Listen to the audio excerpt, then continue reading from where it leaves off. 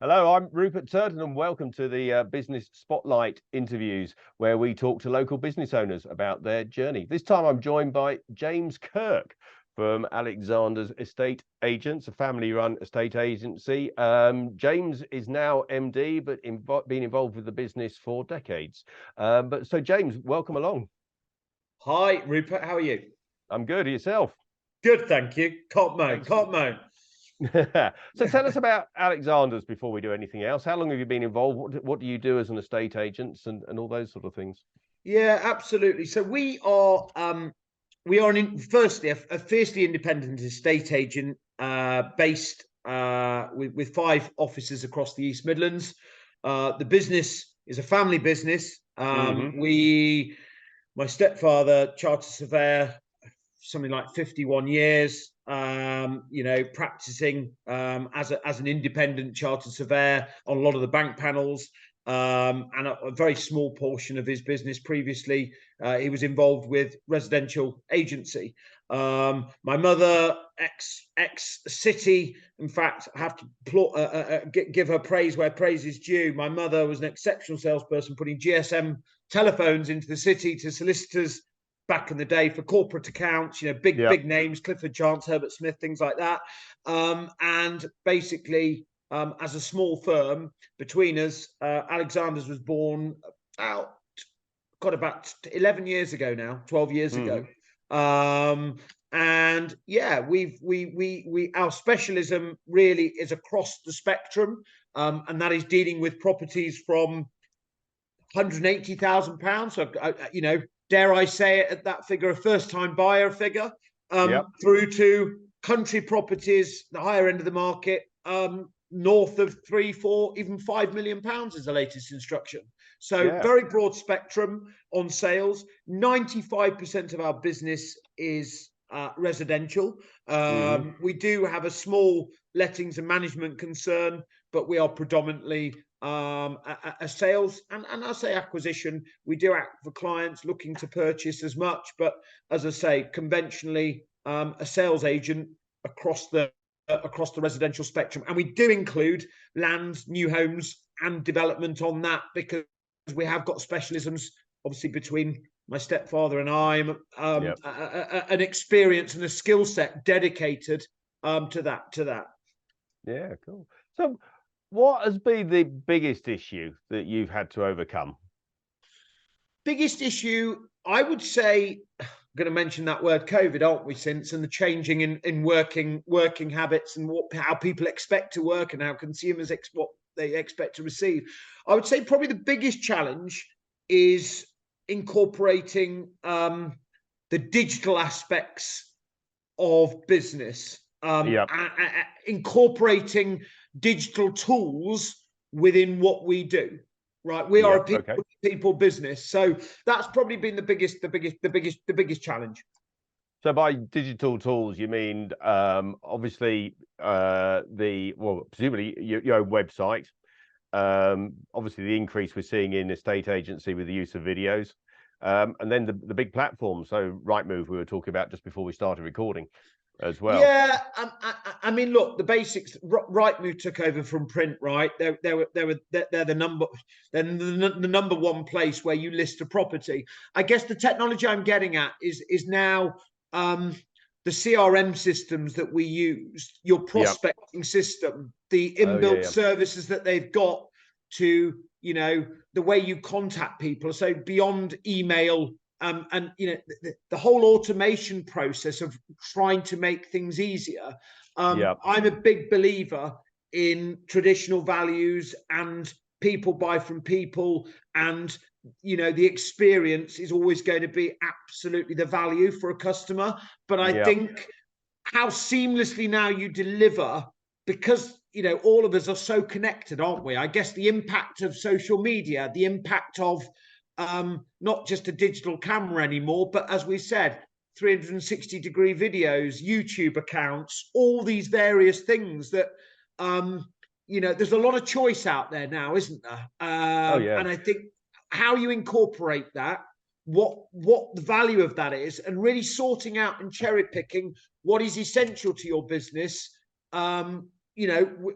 to win the business, I suppose is the main point. Yeah. Okay. Yeah. So what's been your biggest learning then as a business owner? Biggest learning. I think the biggest learning for me is really constantly evolving with regards to management. I think, we have to accept that we have different generations coming into our business. As a business, we have mature, we're quite well balanced. We've got some extremely experienced, individuals with over 30 years experience versus others that might only have been in the business 18 months. My biggest learning curve is that, I know it's a well-labored point. We're all learning every day. I think the biggest thing I've learned is that never stop learning, never stop listening. Accept others' views, even if some of those views may come from considerably less experienced younger generations, because you suddenly realize as you go through the business and the impact of all these, as we just said there, tech for one of them and digital the other stuff, there's a lot that these youngsters are bringing a lot to the party. Oh yeah, absolutely. that us, wouldn't describe myself as a veteran yet, but I would describe myself in that middle part of experience, as somebody with 25, 26 years of experience. So that's what I'm always, I think the biggest thing I'm learning is that, I say learning, continuing to learn, is that you've got to keep a very much open mind. I think one of my favorite quotes was from Sir John Harvey Jones when he was chairman at ICI, and his favorite quote was "Change or die." And I think that was probably so that fits in there, I think. Yes. So what have you learned about yourself then during your journey to MD? What have I learned about myself? My weaknesses, my strengths, and looking in the mirror and saying constantly, how can I improve, both for myself with the my own lane, sticking in my own lane and saying, how am I improving? But also in a business as MD, how can I improve for the rest of the team? I'd hope to consider myself a selfless managing director, in the hope that you look back where you've been in your career and think, what will I have done? What have I done wrong? How can I make other things right? How can I adapt? How can I make people happy? And I think for me personally, it's probably developing a lot of the basics in life, patience, tolerance, all those things that, when you're younger, don't come as easy as I think as you learn. We always say you get wiser. I think you've got to be open to becoming wiser and learning more. So certainly myself, I'm on that route that I think I'm benefiting from the experience of management at the end of the day. So how does that those personal learnings then play into the values around Alexander's? I think I hit on it earlier. Traditional values, how that plays in. I think we are very much of I believe in service, and we believe in providing something. If you say you're going to deliver something, or promise you say you're going to do something, then you deliver it at least as good as you say you're going to deliver it. I know it's, again, over promise, under delivery is always the thing that is constant, particularly in an industry that we are highly criticized as a whole, right? It's a pretty bad rep, and the reason why it's a pretty bad rep is because we're not a regulated environment. So just going back to your point there and say, how does that come in? Really, the values is upholding sincerity, honesty, complete transparency in what we do. We understand, we empathize, all those things that I am learning, all the things that are important to people when you are dealing with, let's face it, let's round it up into two: money and emotion, which is involved in in people's property, and they're mostly, if it's not their main home, even if it's a secondary home, it's still a hugely emotive decision and investment that they're making in anything as expensive as property is. Yeah, absolutely. And it's also quite interesting what you said, because those values, I had a look at the testimonials on your website, and they do seem to play out in your testimonials as well. So it's obviously getting through to your customer base as well. That's very kind. Thank you. Yeah, I mean, it's important to get feedback. I think that's the other thing. I think asking people's views, I think, the way we are in the world, how busy we are, it's important. We do gauge ourselves, we don't keep telling people how good we are. We have to gauge ourselves on the last deal that we did. How successful were we last time? And we're not infallible. For me, I'm a bit of a perfectionist. I want to constantly strive to do better all the time, and hopefully lead by example, of course, in my role as well. Yeah. So what are your aspirations then for Alexander's in the next 5 years?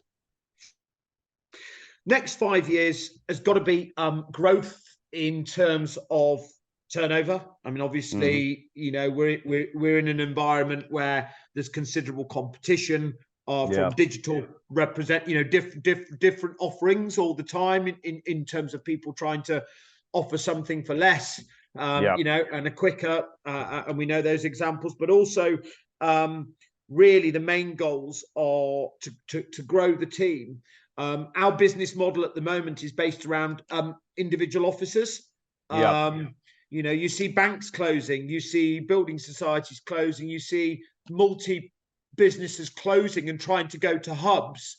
I think our goal has got to be to really navigate and still service the communities that we service well, by ensuring that we are constantly not staying still. We're growing to what obviously the market allows, but also through offering other services. At the moment, we offer 95% residential sales and acquisition services. We incorporate land, new homes and development. I'd like to think, there's many agencies that liaise with financial services. They liaise with advisors that will, advise people, the full financial services umbrella, pensions, life investments, all that.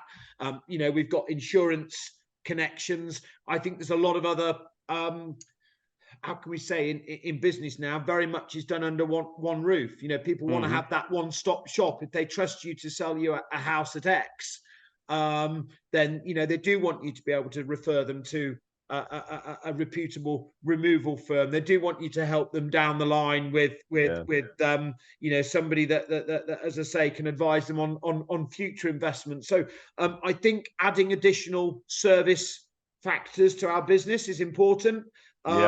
And also creating the specialisms within what we do. We are lucky, we're very skillful, and we're very experienced in the various areas, but I would hope that that a particular growth market for us, I think, will be the new homes sector going forward. So I see particular growth in that area.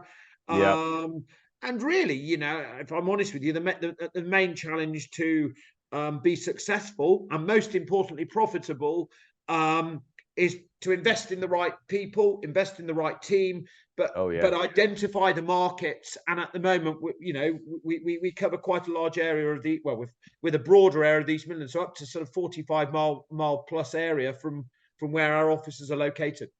Yeah, absolutely. But interesting, a bit of a mixture then of expansion and diversification in the same. Yeah. Absolutely. I mean, we're fortunate that we can adapt and move to the market now. We're agile in what we do, but there is a critical mass in this game. You've got to keep growing. Sadly, if you just are a little small estate agency, no matter how good you are at it, you've got to be shifting and selling a certain number of properties to make economic sense. So I think invest with consideration rather than, I think a lot of people go out there with a scattergun approach thinking, I'll do that, not really think it through. At the moment, I think the most important thing is to really, really consider our next moves and invest. For me, investing in the right people, and of course, as I said earlier, investing in marketing is particularly important for us. Yeah, okay. So a bit of a change of tack then. So based on your experience, what would you say to anyone thinking of going into business? You said particularly in the property business, or would you say from my experience overall, just anybody going No, into running a generically, business? not Or not everybody's going to want to go into the property business, are they? So, no, no. but and obviously it's a big step for anyone to set up their own business. But you've been through the curve. Yeah, absolutely. I think, what I also realise, I have been on the side of an employee. I've been within the corporate industry with some Yeah, big names, Savills, Foxtons, etc. I think it's terribly important that you consider um, being part of an organizational structure where you get exactly that. yeah, My advice going into it is that what I found out is that there really is a lot to learn about being a good manager at any level. yeah, Whether you're in, whether you're at the lower management or whether you're at senior management, there is a hell of a lot to learn, and I think a lot of that can be done. And I would always say that the groundworks and the foundations are really, really important. You can't rush that process. yeah, I think we do live in an age where if somebody wants to go into business now, I think if you've got a concept, if you're, as my headmaster used to say to me, the most important advice I would give is you've got to get up in the morning and really love what you do, yeah, because what you get out, you put in. And another lesson is there's no shortcut in my yeah, view. They always say you make your own luck. There's good days, bad days. As we say, you're learning all the time. But I think my advice would be just be really passionate and be prepared to work, be laser focused on what you're doing to the best of your ability, and never ever ever give up. And you will get there. I think yeah, is always my mantra anyway. yeah. Okay. So look, one last question. Who is the first person that comes to mind when you think about success? So motorsport, Toto Wolff is Oh my, yeah, and the reason for that is I try and run our team like a Formula One team. yeah, I always try and make an analogy, because I found out whether it's the man on the brakes or the man on the tyre. What has impressed me most about Toto Wolff, and there are other F1 team managers, but I picked Toto out, because headlines wise, he obviously owns a large portion of Mercedes F1 team. He also owns yeah, a large portion of the Aston Martin team. How he's navigated that with regards to business relationships. So as a businessman, as an entrepreneur, but yeah, also as a man manager, and understand, and actually as a former racer himself. So, for a guy that's actually raced cars, being a businessman, being an investor, okay, they're not having quite so easy a time at the moment.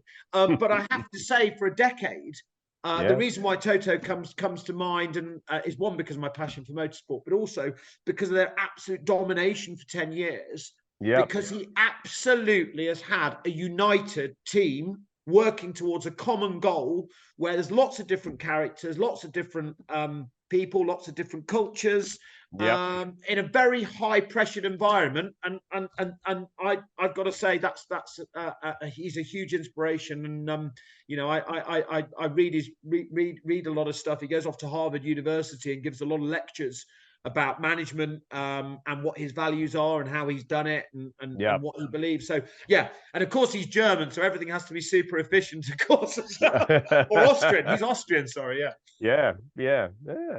Interesting choice, though. No, very good. Like that a lot.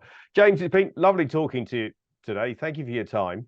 Thank you for your time as well, So Rupert. yeah, Thank you. James Kirk, Alexander's estate agents. Thank you, and yeah, but look forward to talking to you again. Thanks, Rupert.